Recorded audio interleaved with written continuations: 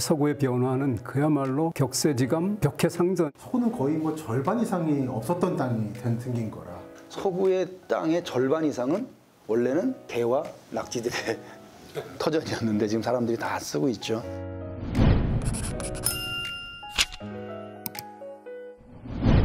오늘 서구가 생긴 일에 처음 이런 거 한번 해보는 것 같은데 사계의 권위자 두 분을 모시고 우리 서구의 역사에 대해서 한번 얘기를 하도록 하겠습니다. 저는 강범석 구청장입니다. 반갑습니다. 인하대학교 초빙교수 김창수입니다. 도시문헌학자 김시섭입니다. 두 분을 통해서 우리 서구의 역사에 대해서 한번 다시 정리하고 이걸 계기로 해서 서구에 사는 분들이 내가 사는 고장이 어떠한 곳이었는지를 한번 이렇게 돌아보는 시간이 됐으면 좋겠습니다.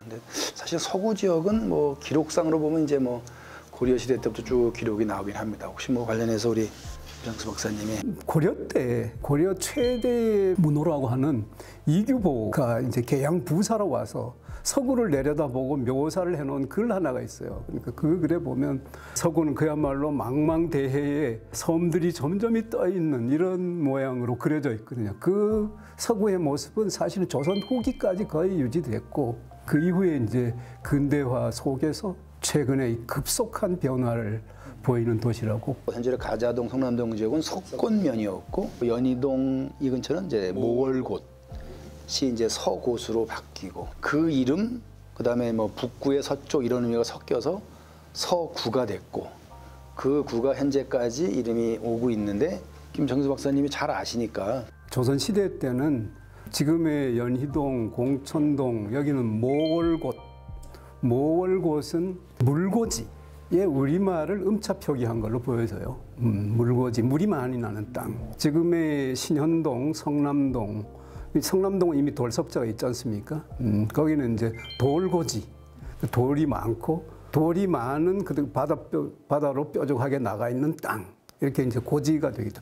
두 개의 고지예요. 하나는 물고지고 하나는 돌고지. 그러니까 지금의 서구의 중심지대라고 볼 수 있는데 이 일대를 좀 시계반을 조금 뒤로 돌린다면 여기 이제 삼국시대 때는 여기가 주토군이었고 이걸 이제 신라 때는 장제군이라고 고려 때는 여기 수주라고 해요. 그리고 고려 때는 고려의 개경이기 때문에 이 주부토 혹은 계양의 처소가 계양산의 북사면 쪽에 있었을 거로 추론을 합니다. 그렇게 보면 그 서구는 고려 때의 중심지였을 가능성도 제기될 수 있는 거죠. 고려시대 얘기하니까 사실은 거기 시천동 지역에 가면 무슨 전설이 있냐면은 그 장모루라는 우리 말하면은 뭐 여관 같은 거죠. 왜 나왔냐면은 그 일대가 이제 바닷물이 끝나고 땅이 시작되는 거잖아요. 거기까지가 갯벌이었으니까 거기가 포구가 있었던 모양이에요. 그래서 고려시대 때 개경으로 가는 사람들이 삼남정에서 올라가다가 거기서 배를 내려서 거기서부터 걸어갔다는데 제가 보기엔 상식적으로 이해는 잘 안 돼요. 배를 타고 쭉 올라가서 예성강까지 가야지 맞는 거지. 안 되겠죠. 예, 굳이 여기서 내려서 그 땅을 가로질러 가느냐 하는데 어찌됐건 거기 그래서 그 장무르의 여각집 딸과 그 개경 가는 젊은 이 요즘 말하면 수험생 학자가 만나고 이별하는 그런 전설이 있어요. 그래가 지금 상식으로 보면은 개경 가는 분들이 여기 배를 내려서 걸어갔다 이해가 안 돼. 근데 그러니까 뭐가 있으니까 그 전설이 생겼을 거라고 보면 아까 말씀하신 대로 고려시대 때부터 아마 고 일대는 주부터 현으로 해가지고 아마 좀 중심지였겠다 싶은 생각이 아마 좀 그런 것 같네요. 그 계양산이 확실히 서북 쪽이 중심이었고 수주라고 험하지 않습니까? 그래서 거기 보면은 독가촌이라는 지명이 있는데 서구하고 검단 사이에 독가촌이 뭐냐면 산림 녹화 작업할 때 70년대 때 화전민들을 끌어내린 다음에 집단 정착을 시켰어요. 그런 거를 독가촌이라고 부릅니다. 인천에 그렇지. 독가촌이 있다는 거는 화전민이 있었던 거고 계양산이 좀 나무가 많고 숲이 험하니까 이게 독가촌입니다. 지금 있는 바라보면 저 너머에 이 부평도 보이고 검암리인데 여기가 숨어있는 마을이 있어요. 예비군 훈련장 가는데 이런 식으로 작은 마을이 하나 있습니다. 이게 이름이 지금 독가촌. 고려 때에도 개경과의 위치를 보면 농사 지을 수 있는 지금은 독가촌으로 나왔지만 그런 걸 보면 아마 북사면이 훨씬 더 중요한 시절이었던 것 같아요. 그러니까 삼국시대 혹은 선사시대 그쪽이 더 중요한 지역이었던 걸로 판단이 됩니다. 지금 말씀하신 중요한 게 좀 한국 사람이 자꾸 조선시대만 가지고 보려고 그러니까 구조가 설명이 안 되는데 이 서울의 북쪽 지역도 그렇고 인천의 지금 서구도 그렇고 고려 기준으로 봤을 때는 이제 중심지였다는 거죠. 예를 들어 서울은 도봉구 같은 경우는 고려 때는 오히려 중심지였다가 조선시대 이후로 끊겨버리면서 북쪽 루트가 오히려 외곽으로 빠져버리는. 서구도 그런 것 같더라고요. 그렇죠. 오히려 고려시대 때는 백길이 중심이었다가 조선의 중심이 옮겨오면서 백길이 필요 없어져 버리고 외곽으로 소외돼 버린 상태로 얼마 전까지 오다가 청라 생기면서 사실은 부활하고 있다고 이해가 돼요. 어쨌든 그래서 이제 조선 시대에 와가지고 서구 일대는 이제 부평도호부에 속해 있었어요. 그러다가 1914년에 부천군이라는 걸 이제 만들어요. 부천이라는 말이 부평과 인천이라는 뜻입니다. 계양장을 제외한 인천의 농촌 외곽지대. 그때 이제 부천군 석원면으로 이제 통합이 되죠. 물고지하고 돌고지, 석곶, 모월곶 두 개를 합쳐가지고 석곶이라고 이제 통합을 한 거죠. 1940년에 큰 변화가 생깁니다. 인천 부역을 계양장 중심에서 분해면 전체를 통합하는 대변화. 그러니까 일본이 만주사변을 일으키고 태평양 전쟁을 일으키면서 인천 전체를 군수공장으로 만드는 과정 속에서 부평하고 지금 석곶, 분해면하고 석원면을 인천시로 통합합니다.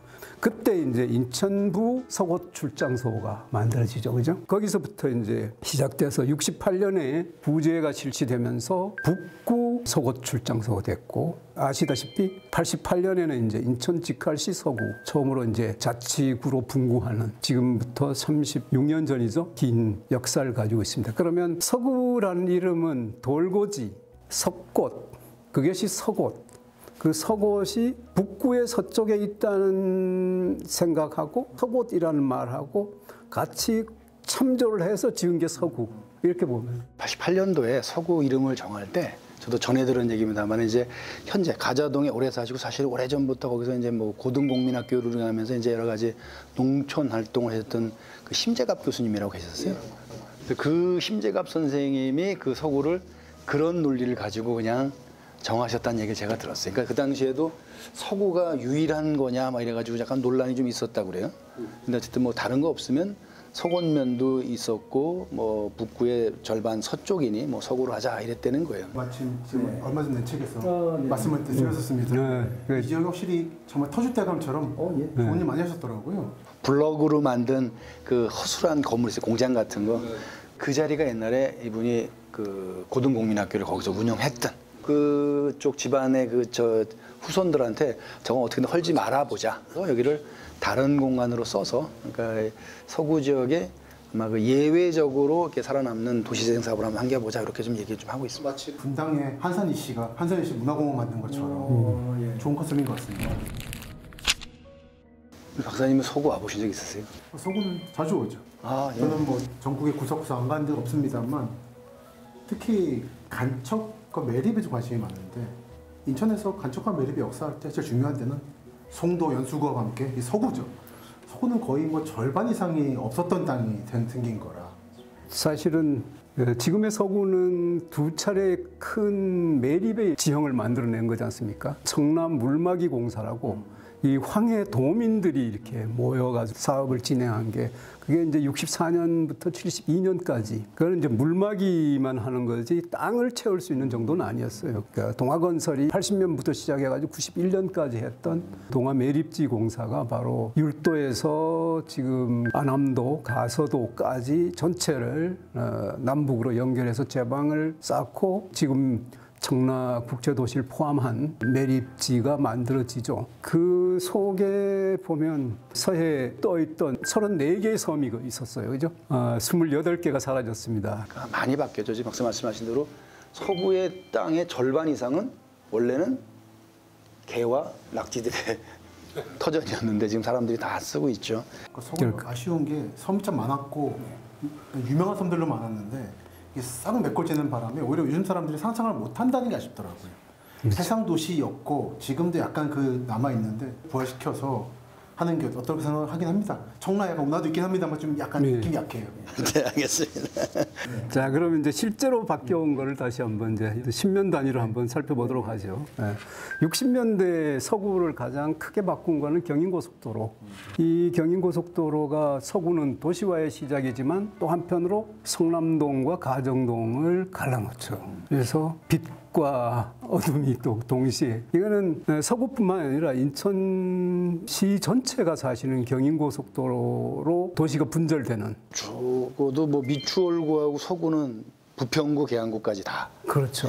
오늘까지 도시 공간에 큰 영향을 줘 왔던 것 같고요. 그때 정부는 1, 2차 경제개발 5개년 계획이 이제 그때 막 시작될 때였고, 그죠? 인천 지역이 공업화를 시작할 무렵에 고속도로가 만들어졌다는 것이 60년대 서구를 바꾼 가장 중요한 요인이었던 것 같고요. 70년대에는 김포 매립지 공사가 시작됩니다. 79년에 농지 개발 목적으로 이제 동아건설이 다시 이제 매립지 공사를 시작하죠. 그다음에 가자동에 이제 지방 산업단지를 조성하기 시작하고요. 민간이 만든 제재단지, 국가산업단지, 5.6공단, 율도화력발전소 건설. 70년대는 정말 서구도 산업화의 한가운데 서게 되는 그야말로 개 건너에서 산업화의 중심지로 바뀌기 시작하죠. 그때 여기 이제 이 공단에 일해야 될 노동자들을 수급하기 위해서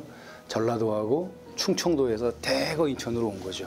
그래서 충청도 같으면 서산, 당진, 태안 지역에서는 배를 타고 왔고, 전라도 지역에서는 호남선 타고 와서 영등포에 내렸다가 일부는 동쪽으로 가서 구로공단으로 가고 일부는 다시 돌아서 인천 쪽으로 와서 이 부평, 계양, 서구 지역에 이제 많이 거주하게 되는 거죠, 그때가 사실은. 이게 1969년에 인천에 만든 인천시 종합개발계획 현황 보고서라는 게 있거든요. 보면 인천시 유동인 인구 상황을 보여주는데 제일 많이 온 데가 말씀하신 태안반도입니다. 이때는 백길이죠. 90년대가 산길포항부터 오연안 들어오는. 산길포, 한진포구 해가지고 맞습니다. 12시간짜리 배 타고 맞습니다. 전용한 거죠. 그러니까 이 흐름이 이제 끊기게 되는 게 백길 사라지고 이제 육로로만 오게 되면서 충남과 관계가 좀 옅어지는. 그 당시에는 포구가 있어서 배를 타고 인천으로 왔던 그 포구들이 지금 인천처럼 거기서부터 한 5, 6km씩 앞으로 다 매립되면서 그게 대산 단지가 되고 이렇게 돼가지고 성문 산단이고. 맞습니다. 그래서 인천에서 빠져나간 기업들이 대부분 글로 가 있어가지고 지금 사실은 인천하고 당진, 서산 이쪽 지역이 어떻게 보면 연결돼 있어요. 제가 최근에 답사한 건데 이게 옛날 섬이었거든요. 오도라는. 여기 보면 비석이 하나 있는데 여기 항구를 정비하는 데 도와준 데가 인천기선입니다. 비석이 있어요. 여기 다 메꿨고 저 넘어가 당시 현대제철. 지금 말씀하신 바로 그거죠. 원래 여기 인천 가는 배가 오던 곳인데 이제는 인천에 갔어야 되는 공장들이 일로 와 있는 시죠. 네, 80년대로 넘어가겠습니다. 81년에 인천은 직할시로 승격이 되죠. 지금의 서구가 있는 북구가 인구가 굉장히 빠른 속도로 증가하게 됩니다. 그래서 인천 인구의 40%가 북구에 거주하게 되고 88년에 이제 서구가 북구로부터 분구되고 북구는 부평구로 이름을 이제 바꾸었죠. 경서동의 주물공단, 율도와 청라에는 화력발전소가 또 들어서게 됩니다. 본격적으로 이제 서구 지역이 산업 발전이 시작되는 것이 80년대라고 할 수 있습니다. 도시도 실제로 그때가 이제 약간 좀 전성기 비슷했던 게 서구에서 제일 유명한 회사가 이제 영창악기, 피아노 만드는. 그때 이제 우리가 이제 중산층이 생기기 시작하면서 제 기억으로는 브리테니카 백과사전하고 피아노였던 것 같아요. 그래서 영창악기하고 동화목재 월급 받는 날이면 지금 우리 성남동 지역의 그 거북시장을 주변에 거기는 약간 유흥가가 있었어요, 실제로. 뭐 여기서 얘기하기 그런데 무슨 나이트클럽도 유명한 게 하나 있었고 스탠드바니 뭐 이런 거 있었어요. 그런 것들이 그 성남동 그 지역에 좀 정말로 말 그대로 불야성 같은 시절이 있었는데 그게 이제 그 90년대 넘어가면서 이제 경쟁력이 떨어지고 그분들은 나름대로 이제 그분들 중에 일부가 이제 본인들이 독자적으로 창업을 하거나 하면서 중소기업들이 많이 생긴 건 있어요. 사실은 서구가 그 통계로 하면은 63만이 살고 있는데 우리가 말하는 그 중소기업, 소상공인 이 두 개의 카테고리에 포함되는 사람이 30만이 넘습니다. 이 30만을 품고 있는 그 중소기업 소상공인들에게 어느 정도 여지를 주지 않으면 도시의 경쟁력 면에서, 도시의 생명력 면에서 문제가 있지 않겠냐라는 것을 저는 늘 걱정을 합니다. 사실은.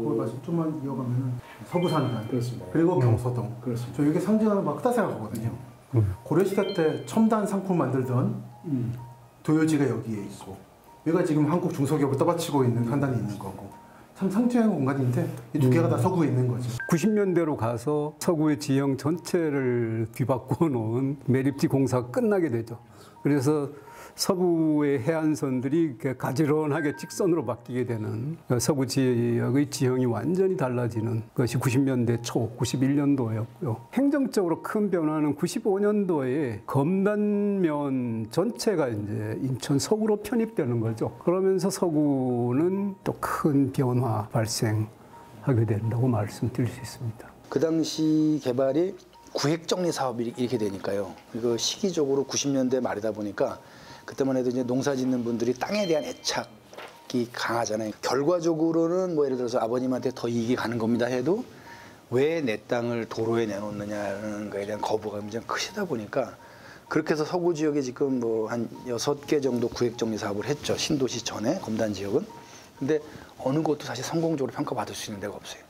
제일 대표적인 데가 이제 검단동의 검단 사거리 지역에 대한 구획정 사업인데 거기는 도로가 옛날 농로의 흔적이 그대로 남아있는 곡선형 굴곡이 많은 도로이고 도로 폭도 최대 4차선에서 5차선, 6차선을 넘어가진 않습니다. 여기 지도 중 어디 하나도 격자형 도로라든지 직선 도로가 없습니다. 그리고 도로들이 되게 4차선, 많아봐야 6차선인 경우가 많아요. 그러다 보니까 이 이면 도로도 되게 좁은 데다가 주차장 공간이 없습니다. 새로 만들어진 지 한 세대도 안 지났는데 이게 완전히 무슨 원도심이 돼버렸어요. 그 당시에는 농사 짓는 분들한테 여기에 나중 생각해서 8차선 도로를 놔야 되니까 땅을 좀 한 30%는 내놓으셔야 되겠습니다. 그거 설득하기 어렵죠. 그리고 그 당시 인천 공무원들에게 8차선 생각이 있었을까도 저는 지금 의문입니다. 2000년대로 넘어가겠습니다. 2003년에 매립지 전체가 경제 자유구역으로 지정되는 사건이죠. 산업화 과정에서 서구가 이제 국제성을 갖게 되는 국제도시로 갈 수 있는 출발점이 2000년대에 시작됩니다. 루원시티 조성계획, 청라국제도시 조성계획, 검단 신도시도 이때 계획들이 만들어지고 큰 행사 중에 하나로 바로 이제 2014년에 아시아드 주 경기장이 서구에 또 들어서게 되는, 그러면서 어떻게 보면 서구가 국제도시의 기초를 확보하는 것이 2000년대 들어와서가 아닌가 이렇게 생각됩니다. 서구가 변천해온 역사를 한번 훑어봤는데요. 그동안에 개 건너에서 여기까지 교통, 도시공간, 주민구성에 엄청난 변화가 있어 왔죠. 이제 2년 뒤에 검단과 서구가 분구를 지금 앞두고 있습니다. 그리고 보면 서구의 변화는 그야말로 격세지감, 벽해상전의 세월이 아니었는가 이렇게 생각하면서 일부를 마무리 지으시죠. 네. 몇 년 뒤에는 또 서구가 없어질 상황인데 서쪽에 있는 것도 아니고 어디에 서쪽인지가 이제 불분명해진 거죠. 이름 바꾸는 문제는 사실 바꿔도 좋고 안 바꿔도 좋은데 아니면은 또는 정도가 좋지 않을까 생각은 합니다.